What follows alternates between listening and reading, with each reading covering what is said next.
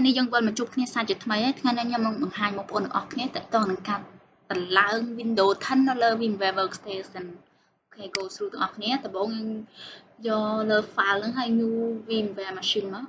new virtual machine មក click លើវាមក next ហើយយើងយក Microsoft Windows មកយក Windows 10 ក្នុងនោះវាមានច្រើនតែយើងតម្លើង Windows 10យក Windows 10មក next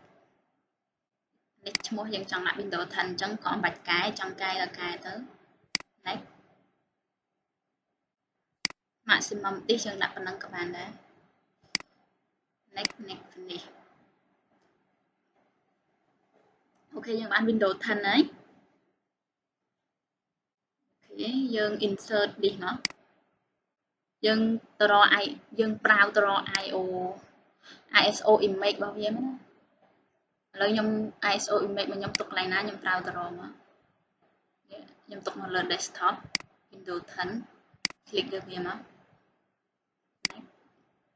អូខេហើយយើងបើកម៉ាស៊ីនរបស់យើងមក power on